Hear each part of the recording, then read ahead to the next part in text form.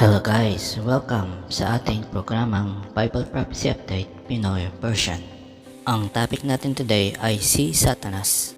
Una po, kaya pa natin pinag-uusapan si Satanas para po magbigay ng tamang impormasyon tungkol sa kanya. At hindi po natin siya itinataas dito.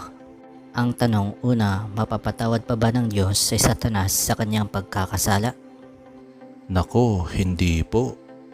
Bagkus ay pinatawan na ng Diyos ng sentensya o parusa si Satanas at iyan ay mababasa natin sa Revelation chapter 20 verse 10 at ganito po ang sinasabi. The devil who deceived them was cast into the lake of fire and brimstone, where the beast and the false prophet are, and they will be tormented day and night forever and ever. Nag-aantay na lang po ng tamang panahon si Satanas para parusahan siya ng Diyos sa impyerno sa kanyang pagkakasala. Ang pangalawang tanong, nasaan po si Satanas ngayon? Alamin po natin sa Job chapter 1 verse 7. At sinabi ng Panginoon kay Satanas, saan ka nang galing?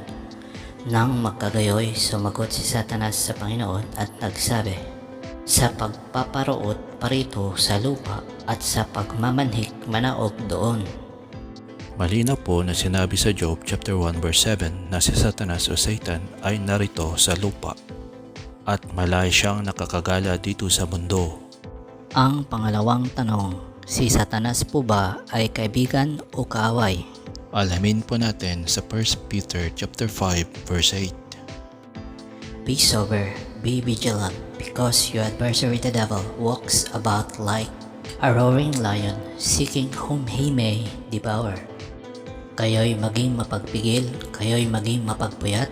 Ang inyong kalaban na dyablo na gaya ng leyong umuungal ay gumagala na humahanap ng masisila niya.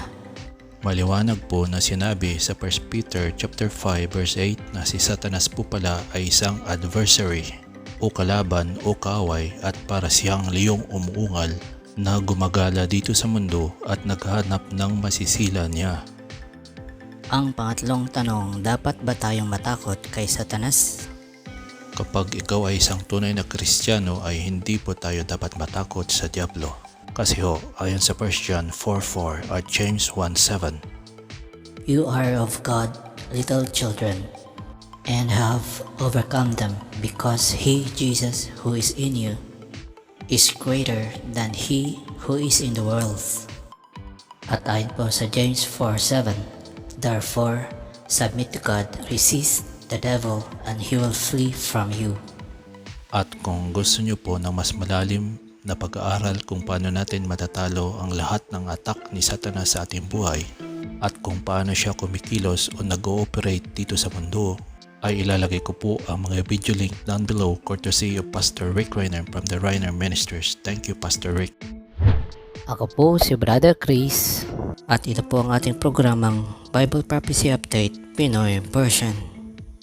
Please like and subscribe kapag nagustuhan niyo po ang ating topic today. Maraming salamat po sa panonood at pagpalain po kayo ng ating Panginoong Diyos.